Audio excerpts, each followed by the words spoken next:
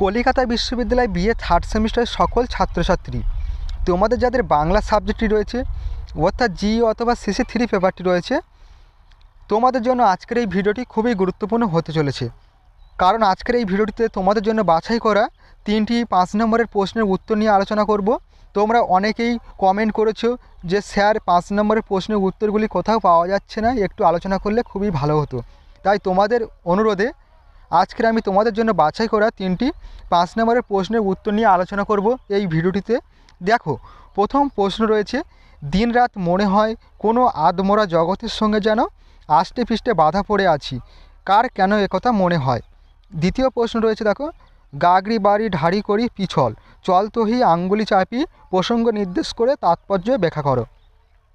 এবং তৃতীয় প্রশ্ন রয়েছে, যুদ্ধ ও দুর্ভিক্ষ আসে পরস্পরের মুখে চুমু খেতে খেতে, প্রসঙ্গ নির্দেশ করে তাৎপর্য ব্যাখ্যা করো। খুবই গুরুত্বপূর্ণ প্রশ্ন। তোমরা অনেকেই কমেন্ট করছো, অনেকেই তোমরা অনেক প্রশ্নের জন্য রিকোয়েস্ট করছো। দেখো, তোমাদের সকলের প্রশ্নের উত্তর আমি আলোচনা করতে পারছি না, তার জন্য আমি খুবই দুঃখিত। কারণ সারাদিন বহু কাজে আমি ব্যস্ত থাকি, তাই তোমাদের জন্য তোমাদের সকলের অনুরোধ রাখতে পারছি না। তবু চেষ্টা করছি তোমাদের অনুরোধ রাখার।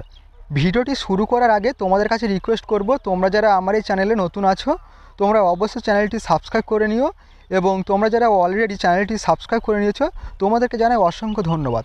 চলো তোমরা প্রশ্নের উত্তরগুলি দেখে নাও। দেখো, তোমরা তোমাদের প্রশ্নের উত্তরগুলি দেখে নাও। দেখো, প্রথম প্রশ্ন রয়েছে, দিন রাত মনে হয় কোন আধমরা জগতের সঙ্গে যেন আষ্টে পৃষ্ঠে বাধা পড়ে আছি, কার কেন একথা মনে হয়। খুবই গুরুত্বপূর্ণ প্রশ্ন। তোমাদের 2021 সালে এই প্রশ্নটি এসেছিল, তাই তোমাদের এবছর তোমাদের পরীক্ষার খাতায় আসার সম্ভাবনা খুবই রয়েছে। দেখো, উত্তরটি দেখে নাও। দেখো, উত্তরে বলা হয়েছে, দেখো, কলকাতা শহরের সাধারণ সব গলির একটি হলো কিনু গোয়ালার গলি। সেই গলির একেবারে রাস্তার ধারের লোহার গোড়াতে একতলা ঘরে 25 টাকা মাইনের সদাগরি অফিসের কনিষ্ঠ কেরানি হরিপদ ভাড়া থাকে। হরিপদ কেরানি এই উক্তিটি করেছেন, তার একথা মনে হওয়ার কারণ হলো, দেখো, আলোচ্য অংশটি কবিগুরু রবীন্দ্রনাথ ঠাকুরের লেখা বাঁশি কবিতা থেকে নেওয়া হয়েছে। আমরা দেখেছি হরিপদ যেখানে ভাড়া থাকতো সেখানে দেয়ালের মাঝে মাঝে ধসে গেছে বালি, চারপাশে স্যাঁত পড়া দাগ লেগেছে। মার্কিন থানের সিদ্ধিদাতা গণেশের একটা ছবি দরজার উপরে আঁটা আছে। হরিপদের সঙ্গে সেখানে একই ঘরে ভাড়া থাকে আরও একজন ভাড়া থাকে, সে হলো টিকটিকি। হরিপদের সঙ্গে তার পার্থক্য হলো হরিপদের অন্নের অভাব আছে কিন্তু টিকটিকির অন্নের অভাব নেই। দেখো, পরবর্তী বলা হয়েছে, দত্তের বাড়ির ছেলে পড়িয়ে হরিপদর খাওয়ার সমস্যা মেটে। সন্ধেবেলায় আলো জ্বালাবার খরচ বাঁচাতে চলে যায় শিয়ালদা স্টেশনে। সেখানে ইঞ্জিনের ধস ধস শব্দ, বাঁশির আওয়াজ, যাত্রীদের ব্যস্ততা ও কুলির হাঁক ডাক দেখতে ও শুনতে শুনতে রাত্রি 10:30 বেজে যায়। তারপর ঘরে এসে নিরালা নিঝুম অন্ধকারের মধ্যে নিজেকে সমর্পণ করে দেয়। পরবর্তীতে বলা হয়েছে, ধলেশ্বরী নদীর তীরে অবস্থিত তার পিসিদের গ্রাম। সেখানে পিসির দেওরের মেয়ের সঙ্গে হরিপদর বিবাহের সব ঠিকঠাক হয়ে গিয়েছিল, কিন্তু অর্থনৈতিক টানপোড়েনে ব্যতিব্যস্ত হয়ে হরিপদ শেষ পর্যন্ত বিবাহের শুভলগ্নে পালিয়ে আসে। মেয়েটি রক্ষা পায়, সেও রক্ষা পায়, কিন্তু বিবাহের বধূ সাজে সজ্জিত মেয়েটির ছবিটিকে হরিপদ মনের আঙিনা থেকে দূরে সরিয়ে রাখতে পারে না। মেয়েটি তার ঘরে না এলেও মনে মেয়েটির অবিরাম আসা যাওয়া চলতে থাকে। বধূ বেশে সজ্জিতা সেই মেয়েটির পরনে ঢাকাই শাড়ি, কপালে সিঁদুর। দেখো, পরবর্তী বলা হয়েছে, আসে বর্ষাকাল, ঘোর বর্ষা, হেঁটে হেঁটে অফিস যাওয়া সম্ভব হয় না, ট্রামের খরচ বাড়ে, অভাবের সংসারে অভাব বাড়ে। মাঝে মাঝে মাইনেও কাটা যায়, নোংরা আবর্জনা ভরে ওঠে গলি, সেখানে জমে ওঠে পচে ওঠে আমের খোসা ও আঁটি, কাঁঠালের ভুঁতি, মাছের কানকো, মরা বিড়ালের ছানা, আরও অনেক কিছু। শত ছিদ্র ছাতায় কোনো কাজ হয় না। অফিসের পোশাক ভিজে যায়, রসসিক্ত গোপীকান্ত গোসাইয়ের মনের মতো তার অবস্থা হয়ে দাঁড়ায়। রসসিক্ত গোপীকান্ত গোসাইয়ের মনের মতো তার অবস্থা হয়ে দাঁড়ায়। বাদলের কালো ছায়া স্যাঁতস্যাঁতে ঘরটাকে ছেয়ে রাখে। জলে পোড়া জন্তুর মতো মূর্ছায় অসাড় হয়ে পড়ে থাকে হরিপদ। এখন হরিপদের মনে হয় সে যেন দিবারাত্রি কোনো এক আদমরা জগতের সঙ্গে আষ্টে-পৃষ্ঠে বাঁধা পড়ে আছে। এই ছিল সম্পূর্ণ তোমাদের প্রশ্নের উত্তর। তোমাদের 5 নম্বরের প্রশ্ন এটি খুবই গুরুত্বপূর্ণ একটি প্রশ্ন। তোমরা অনেকেই কমেন্ট করে জানিয়েছিলে স্যার বাংলা সাবজেক্টের ওপর থেকে 5 নম্বরের প্রশ্নের উত্তর কোথাও পাচ্ছ না তোমরা, সেই বিষয়টি তোমরা কমেন্ট করে জানিয়েছিলে। তাই তোমাদের জন্য এই গুরুত্বপূর্ণ প্রশ্নগুলি আজকে আমি নিয়ে আলোচনা করছি। দেখো পরবর্তী প্রশ্ন রয়েছে, দেখো দ্বিতীয় প্রশ্ন, খুবই গুরুত্বপূর্ণ প্রশ্ন। দেখো, গাগরি বাড়ি ঢাড়ি করি পিছল, চল তহি আঙ্গুলি চাপি, প্রসঙ্গ নির্দেশ করে তাৎপর্য ব্যাখ্যা করো। খুবই গুরুত্বপূর্ণ প্রশ্ন। এই প্রশ্নটি তোমাদের 2020 সালে এসেছিল। এই প্রশ্নটি তোমাদের এবছর আসার সম্ভাবনা খুবই রয়েছে, তাই এই প্রশ্নটি আমি আজকে আলোচনা করছি। দেখো প্রশ্নের উত্তরটি দেখে নাও। দেখো উত্তরে বলা হয়েছে, দেখো আলোচ্য পদটি গোবিন্দ দাসের লেখা। আলোচ্য পদটি গোবিন্দ দাসের লেখা অভিসার পর্যায়ভুক্ত।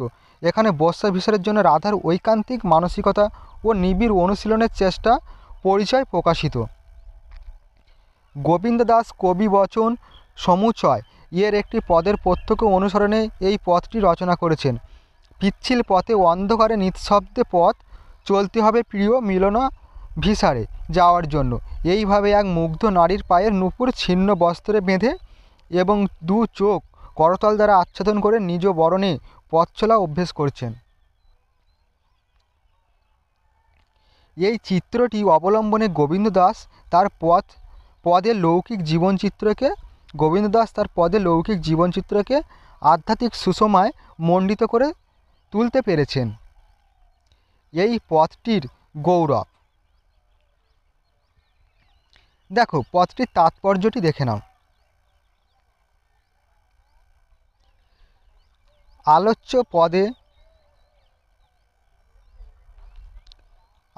পদে আমরা দেখি যে রাধা অভিসারে যাওয়ার জন্য নিজেকে প্রস্তুত করছেন। অতি সংগোপনে চলছে তার এই নিবিড় অনুশীলন। প্রকৃতপক্ষে এও তো এক দুরূহ তাপশ্চর্যা। প্রবল বরিশন মুখের রাতে অন্ধকারে পিছল পথে রাধাকে কৃষ্ণ সমাগমের উদ্দেশ্যে যেতে হবে।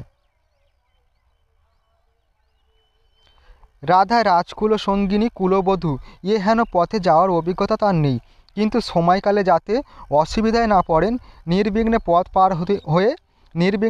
পার হয়ে যাতে পরম বঞ্চিতের সঙ্গে লক্ষ্যস্থলে মিলিত হতে পারেন, সেই জন্য রাধা কঠোর অনুশীলন করে নিজেকে প্রস্তুত করছেন।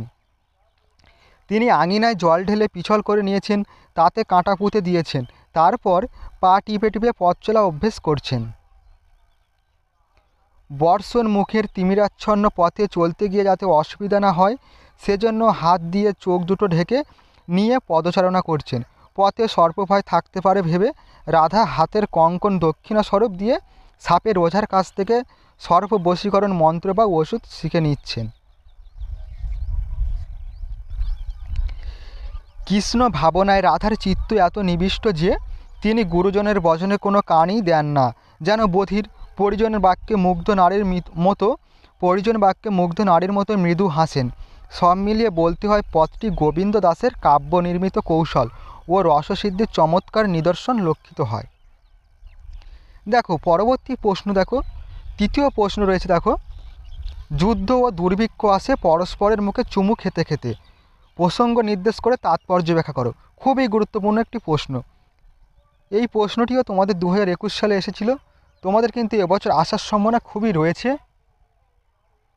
তাই তোমরা অবশ্যই এই প্রশ্নগুলি কিন্তু তোমরা ভালোভাবে প্র্যাকটিস করে যাবে এবং তোমরা এই প্রশ্নগুলি অবশ্যই তোমাদের খাতায় নোট ডাউন করে নেবে এবং দেখবে তোমাদের পড়তে সুবিধা হবে।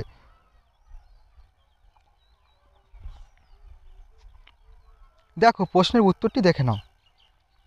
উত্তরে বলা হয়েছে, দেখো যুদ্ধ ও দুর্ভিক্ষ আসে পরস্পরের মুখে চুমু খেতে খেতে। আলোচ্য পদটি বীরেন্দ্র চট্টোপাধ্যায়ের লেখা। মহাদেবের দুয়ার 1947 কাব্যগ্রন্থের উল্লেখযোগ্য কবিতা। আমার ভারতবর্ষ থেকে নেওয়া হয়েছে। দেখো পথটির তাৎপর্য দেখে নাও। আলোচ্য কবিতায় কবি দুঃখ দারিদ্রতাময় ভারতবর্ষের বাস্তব অবস্থা বর্ণিত করেছে। কবি তার ভারতবর্ষের পরিচয় দিতে গিয়ে বলেছেন, যারা সমস্ত দিন প্রখর রোদ্দুরে যারা সমস্ত দিন প্রখর রোদ্দুরে অভাব অনটন দুঃখ দারিদ্র নিয়ে আপামর জনসাধারণের জন্য পরিশ্রম করে চলে, ভয়ঙ্কর শীতে এবং ক্ষুধার জ্বালায় যারা ঘুমাতে পারে না, সেই 50 কোটি নগ্ন মানুষের ভারতবর্ষই হলো প্রকৃত ভারতবর্ষ। দেখো পরবর্তী বলা হয়েছে, এই ভারতবর্ষে অতীতে কত রাজা এসেছে গেছে, সেই সব শাসকের অত্যাচারে ভারতবর্ষের আকাশ বাতাস বিষাক্ত হয়েছে। চারিদিকে তারা লোভ আর ষড়যন্ত্রের জাল বিস্তার করেছে। অতীতের সাম্রাজ্যবাদী বিভিন্ন জাতির যুদ্ধের রথের চাকায় ভারতবর্ষের মাটি কালিমালিপ্ত হয়েছে। কত লোক মারা গেছে। ভারতবর্ষকে অন্যায়ভাবে জয় করে সাম্রাজ্যলোভী সেই সব জাতি বিজয়ের প্রতীকরূপ পতাকা উড়িয়েছে। তারপর মহাকালের নিয়মে তাদের এদেশ ছেড়ে চলে যেতে হয়েছে। পাঠান গেছে, মোঘল গেছে, ইংরেজদের লৌহ শাসনও হার মেনেছে। সাম্রাজ্য লোভীরা এদেশের মানুষকে জন্তুর মতো ব্যবহার করেছে। দেখো পরবর্তী বলা হয়েছে, ভারতবর্ষের হতভাগা ও অশিক্ষিত দরিদ্র মানুষদের ছলে বলে কৌশলে মানুষের অধিকার কেড়ে নিয়ে তারা বঞ্চিত ও অপমানিত করেছে। সাম্রাজ্যবাদীদের তৈরি করা যুদ্ধ ও দুর্ভিক্ষে হাজার হাজার নিরীহ লোক মরেছে। শোষকের অত্যাচারের ফলে ভারতবর্ষের যুদ্ধ দুর্ভিক্ষের অভিশাপ নেমে এসেছে। সেই সব লোভীদের কোরাল গ্রাসে ভারতবর্ষের সাধারণ মানুষ শোচনীয় অবস্থায় পতিত হয়েছে। শান্তির ভারতবর্ষে অশান্ত হয়ে উঠেছে। এত অত্যাচার ও অনাচারের পরেও কবির ভারতবর্ষকে নিজে মহিমায় ভাস্বর হয়ে আছে। লোভী শোষক সম্প্রদায়ের পরোয়ানা তারা মানে না। ভারতবর্ষের সন্তানেরা ক্ষুধার জ্বালায়, শীত গ্রীষ্ম চারিদিকের প্রচণ্ড আঘাতের ভিতরেও ঈশ্বরের প্রতি আনুগত্য প্রদর্শন করে পরস্পরের প্রতি ভালোবাসা ও বিশ্বাস নিয়ে বেঁচে থাকতে চেয়েছে। এই ছিল সম্পূর্ণ তোমাদের প্রশ্নের উত্তরটি। তোমরা অবশ্যই এই প্রশ্নগুলি যত্ন সহকারে ভালোভাবে প্র্যাকটিস করবে। অবশ্যই তোমরা এই প্রশ্নগুলি তোমাদের পরীক্ষার খাতায় কমন পাবে। ভিডিওটি আজ এই পর্যন্ত। তোমাদের সঙ্গে দেখা হবে পরবর্তী ভিডিওতে। তোমরা সকলেই ভালোভাবে পড়াশোনা করো। অবশ্যই তোমরা ভালো রেজাল্ট করবে এবং সকলেই পাস করবে।